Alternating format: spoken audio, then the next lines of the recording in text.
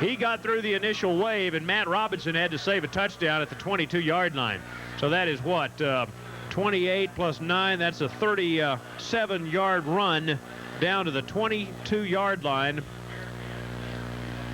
And Bill, the thing that amazes you about Lewis, he doesn't look that quick. He's not that big, but he's just impossible to bring down at this point. And they're in business at Sherman's 22-yard line. Moving left to right, Sherman with 6 men up. They pitch it to Lewis. He has a blocker in front of him. Gets yardage, maybe 3, and then he's wrapped up. Good open field stick applied down there by Ryan Woods, number 43, and number 80.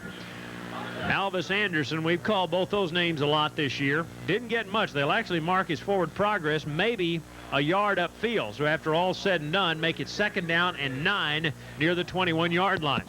And here come the Rider Raiders again. They'll send Stoller wide to the right side on I formation, and they'll keep running, I would imagine, until Sherman proves they can stop these guys. Double tight end, they'll throw it.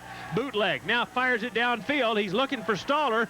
Pass is short, and Robinson almost broke it up. The play-action fake fooled nobody, as Matt Robinson, who already has an interception this year, did a good job of staying with Brian Stoller, and it's 3rd and 9.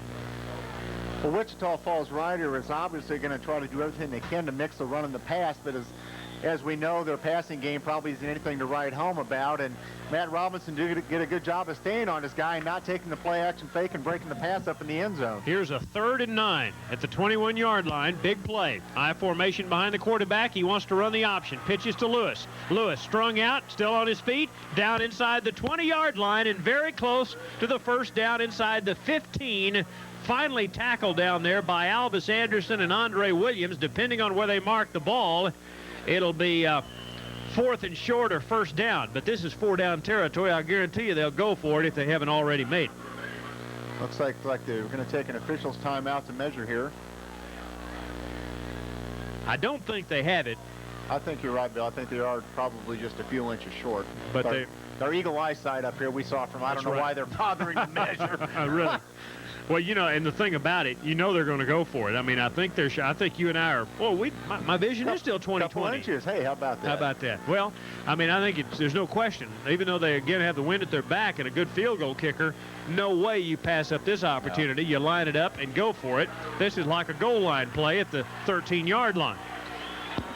And in a 7-7 ball game with 5:59 to go before halftime, the first half has moved pretty quickly. We'll give you a station ID in just a moment. So stand by, Gary, back at the studios, and we'll let you do that after this play. 4th down, less than a yard, less than a foot for the Rider Raiders at the 13-yard line. 6 men up on the line of scrimmage for the Bearcats. Ramon Flanagan calling the signals. Double tight ends, I formation. Long count here. He'll just hand it off. 1st down as his fullback Hickman goes up and over near the 12-yard line, and it's a 1st down. And let's pause 10 seconds for station identification as you listen to Bearcat football.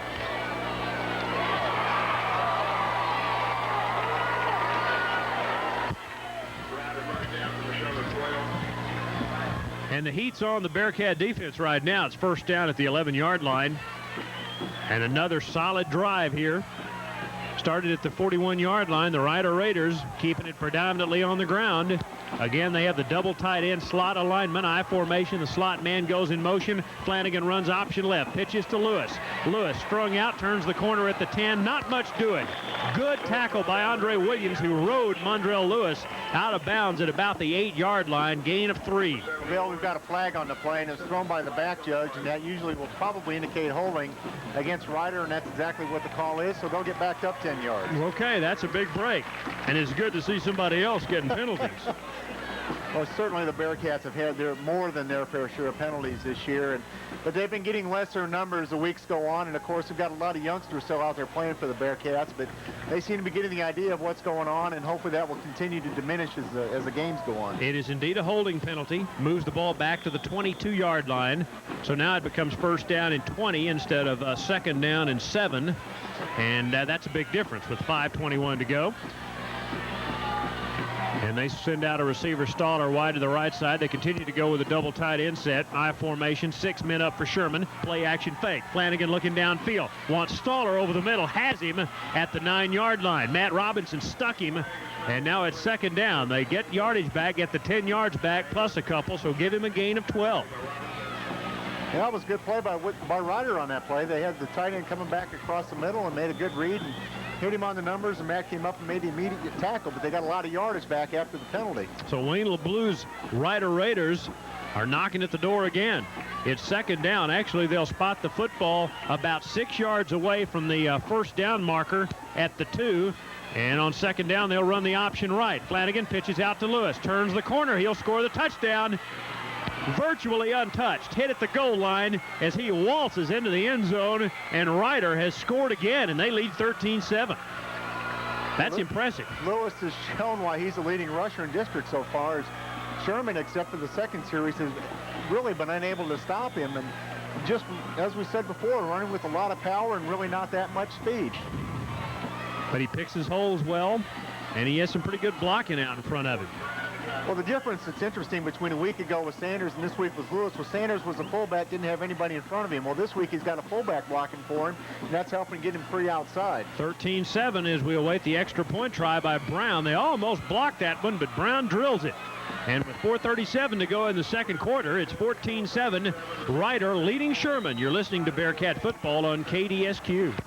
Well, that's a 58-yard drive. Actually, we're going to call it 59 because they started at their own 41-yard line. They converted a fourth down in short. Second time they've done that. They've converted fourth downs on both of their touchdown drives. Both of them have been long, time-consuming drives, and they have a 14-7 lead over Sherman. Well, Bill, we've only got 4 minutes and 37 seconds left in the half, and this has got to be one of the quickest halves of high school football that's ever been played. Of course, you know, several weeks ago in Denison, it seemed like we were there till dawn almost, and here it's been just the opposite so far. Yeah, this game is, what, 35 minutes old, and it's almost halftime? I like it. But we gotta like it more when the Sherman Bearcats are ahead instead of behind like they are right now. Yeah, I do not like the score, 14-7. It's not so much the score because Sherman has an explosive enough offense to come back. What you don't like are these time-consuming drives. I think coaches, Al, I can't really speak for how that, but I think they'd rather get hit on a quick one because you can almost say, hey, guys, that was a fluke. Just do your job. But when a team just blows it down your throat like happening right now, that has to be of concern. And with the wind at his back, Craig Brown booms this one out of the end zone over the head of Ernie Wash. But again, that has to be of some concern because Sherman just completely shut down the young man Marcus Sanders last week in Denton, and this Lewis guy is just jamming it right down their throat at the moment. Yeah, I'd be surprised if he already didn't have at least 100 yards against the Bearcat defense, and Sanders a week ago for Denton had less than 100 yards for the entire game. So we've got to get somebody on Mr. Lewis and put the stops to him. Well, Sherman averaging 29 points a game. They have 7 right now, 14 for Ryder. Bearcats with the ball at their own 20-yard line, winding down the second quarter. Booker in motion, Boyd the setback, behind the fullback Ernie Wash, who gets the carry and barrels out near the 25-yard line. He runs low and hard, and Ernie Wash has a gain of 4.5 yards on that first carry. Runs right at the dead middle of that defense, which includes the big guy Saltzman, the junior nose guard.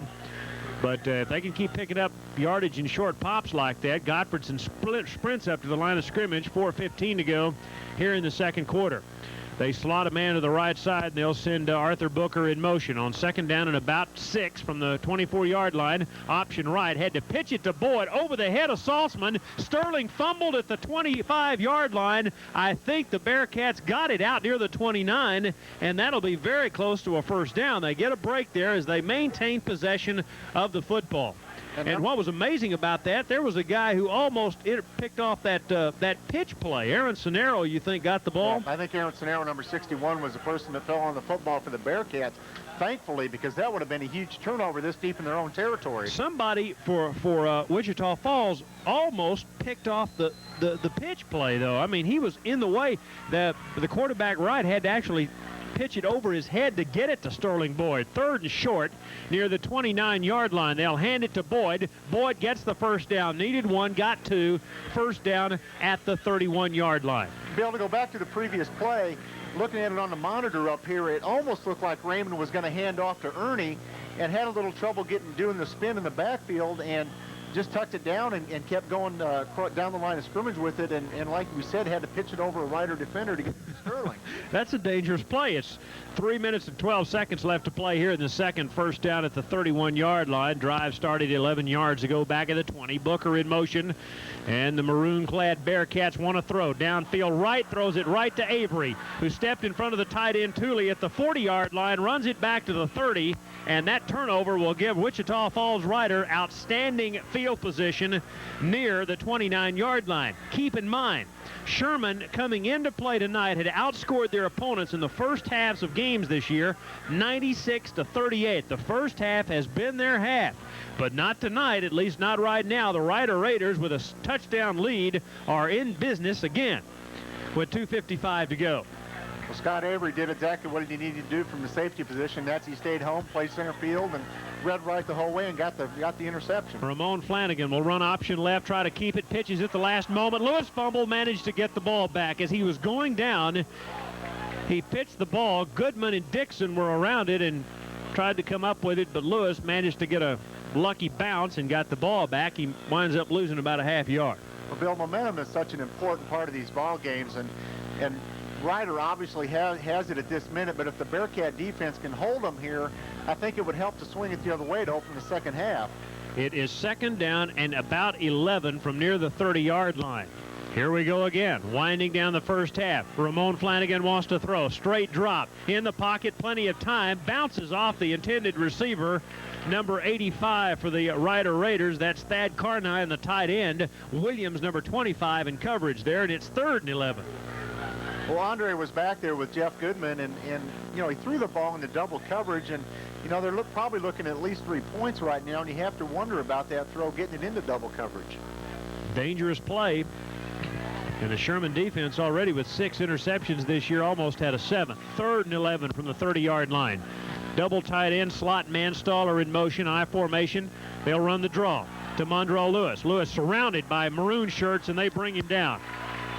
4 guys helped out there. They made a sandwich out of him. Number 43, Ryan Woods, Andre Williams, Alvis Anderson all helped out. It's 4th down, and now we'll see Craig Brown, their fine field goal kicker. He's 2 for 4 this year, but he had a 52-yarder against Richland. This will be a 45-yarder, and he's got the wind at his back. So I think he has an outstanding chance to make this one. Yeah, he's pretty much in the center of the field at this point, a little bit to the far side, but boy, if he's got that kind of leg, that's pretty impressive. And, of course, we bragged on Brian Leinert all year. And, yeah, and this guy may be almost his equal anyway. A 45-yard field goal. Brad Skipworth to hold. He puts the ball down. Anderson tries to block it. Doesn't. The kick's on the way, and it's good. Impressive. That one would have been good from 55 yards. It's a 45-yarder, a minute 26 to go in the second. It's now 17-7. Rider leading the Bearcats. You're listening to Sherman Football. Following the interception thrown by Raymond Wright to Steve Avery, the Rider Raiders stall with their drive, but they get a 45-yard field goal from Craig Brown, and so that turnover costs Sherman 3 points, and they'll go into the locker room, barring something in the last minute 26, down by 10, 17-7 with 1:26 to go. They do have 3 timeouts left. Well, they do have 3 timeouts left, and it was evidence against Denton a week ago. We had 3 drives where there was 1 play or maybe 2 plays at the most, so we certainly have a chance to get at least 3, if not 7 more points on the board before halftime. We'll check in with Rich Savage in a moment as we get ready to see a kickoff here from Craig Brown, the young man who hit the 45-yard field goal. Williams and Boyd are back deep, and they're kicking it toward Ernie Wash. Ernie Wash at the 2-yard line, out to the 10, 15, coming left, 20, open at the 25, runs into his own man, and they bring him down at the 29. The hardest hit on that play was Brandon Starr, who was a blocker, and he and Wash hit head-on at the 29, and Ernie may be seeing stars right now. Let's go down to Rich.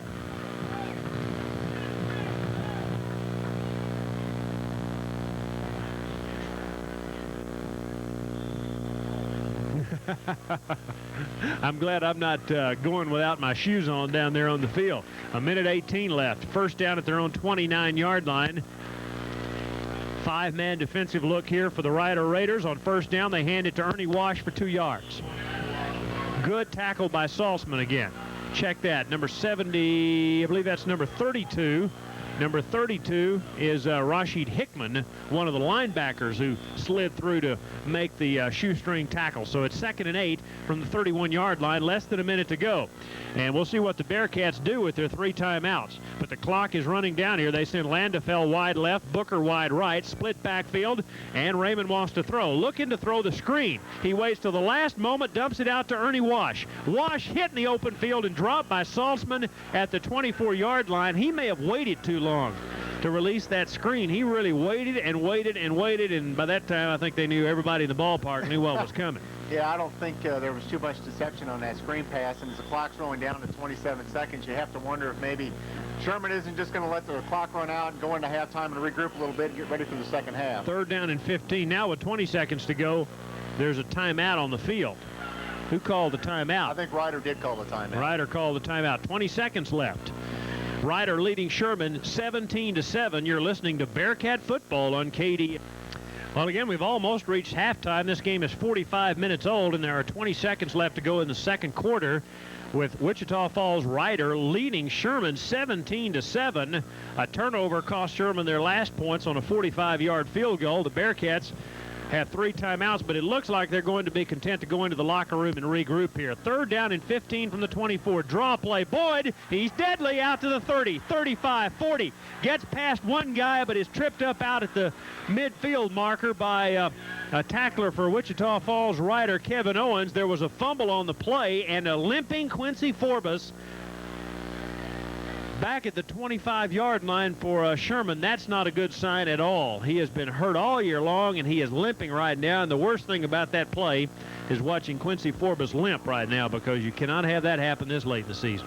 Well, Quincy had just come off the shoulder injury, as everybody knows, and was reaching the point, I think, this week where he was starting to feel pretty good and was getting back healthy again. And now we see him limping off the field. Hopefully it's just going to be a slight sprain. We'll get him taped up and get him back in the second half, because we need that big guy on the offensive line. There was a fumble on the play, but they ruled Sterling Boyd down. 1st down, 13 seconds to go at the 46-yard line, and now Sherman has an opportunity to see what they can do, and there is a timeout on the field. Sherman looks at that play and says, no, I don't know if I like what I see, and Raymond Wright will come over to the sidelines to talk to his head coach, John Outlaw, and we'll keep it right here. We'll go down in a moment to Rich Savage, if Rich is available. He'll be up here in a few minutes to conduct our halftime show for us, and we'll be visiting with assistant coach Hugh Veal, who handles the linebackers. Will be one of our halftime guests, and I'm sure Rich will have something else very interesting planned for us here in just a few moments. 12 seconds left to play before halftime. A 10-point Ryder lead as we approach halftime. Bill, a lot of people might think, okay, Sherman's going to put the ball up and try to get it down in the end zone, but with their explosiveness, with Ernie Wash and Sterling Boyd, they almost don't need to do that, because those guys, in many occasions, can pick up a lot more than a pass play will get you. They have one of their defensive backs, looks like Avery, playing center field about 40 yards downfield, and they're going to go for it. Downfield intercepted. They were looking for Sterling Boyd, picked off by Rashid Hickman at the 40-yard line, and that will just about do it for halftime. 4 seconds to go. Second interception of the first half, and he threw that one again right to the defender. Underthrew the pass intended for Boyd, and Rashid Hickman picks it off with 4 seconds left. Well, I'm sure Ryder, I guess if I'm Ryder at this point, Bill, heck, I'll just throw the ball down in the end zone, see what happens. Or let this kid try a field goal. I mean, he's got a big leg. They're going to go over and visit with a coach. This might be out of his range, but there's a pretty good wind at his back, and he's already kicked a 52-yarder. This would be, what, about a 63-yarder? Heck, why not?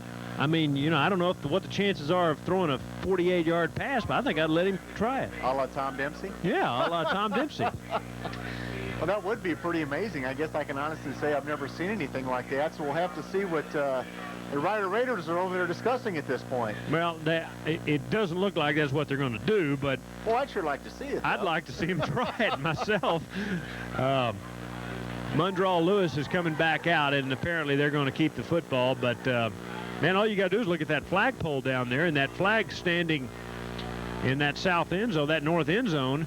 And I mean, it is blowing hard, and there is a pretty good wind at their back. If they had opted, if they were 10 yards further downfield, they probably would try it. But anyway, 4 seconds to go.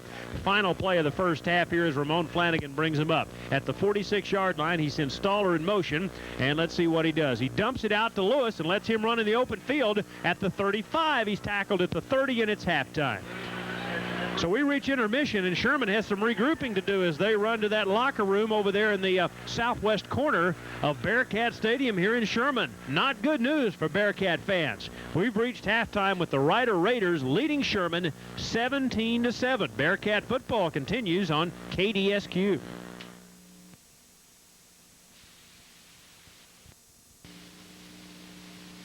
Well, it's obvious this is not going to be easy tonight as the Rider Raiders show up this evening and unleash Mundraw Lewis on Sherman, and he has scored 2 touchdowns in the first half, a couple of interceptions by Raymond Wright, who has completed only 1 pass so far for -7 yards, 91 yards rushing in the first half for Sterling Boyd. One of those Wright interceptions resulted in a 45-yard field goal, so Sherman with some catching up to do as we get ready for quarter number 3. The Bearcats will receive the kickoff and move right to left here in quarter number 3 as Craig Brown approaches the ball and kicks it with the wind. He booms it. Wash will take it 1 yard deep. He bobbles the ball and decides to take a knee 1 yard deep in the end zone, and so the Bearcats will take it at their own 20-yard line. Raymond Wright, Sterling Boyd, Ernie Wash, Arthur Booker in the backfield. Quincy Forbes was hurt just before halftime. We'll try to get an update on his injury.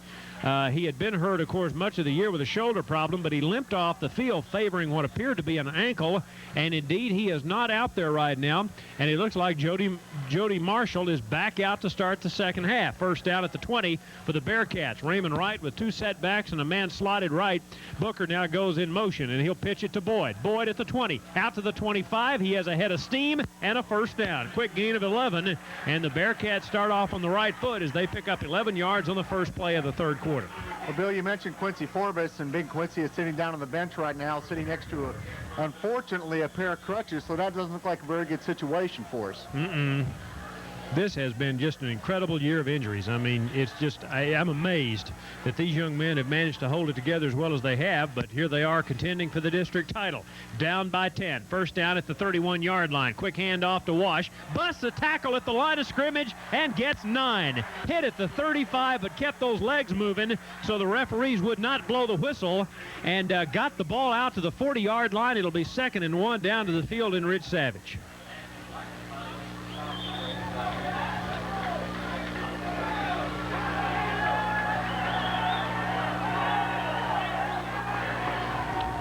Ouch. Well, that's certainly not good news. 2nd and 1, Booker in motion. 2nd down and 1 near the 40-yard line. Hand off to Boyd. Hit at the line of scrimmage, but he manages to fall forward for enough yardage to gain an apparent first down near the 42-yard line. Move the sticks. First down. 2nd one in the drive, and the Bearcats are on the move. They have started this drive at the 20-yard line. They've picked up 22 yards, 10:55 to go in the third quarter, and we'll see some substitutions here. Bryant checks out, Landefield comes in, Booker goes out, and Gus Hayes comes into the football game. So they'll load up the backfield here, giving Ernie Wash, giving Sterling Boyd a rest. Boyd is on the bench right now. It's Wash and Hayes in the football game at the moment. No, check that. They had they give the ball to Wash for a 3-yard gain out to the 45. They apparently took one of their receivers out, and they had Gus Hayes, Wash, and Boyd all in the football game.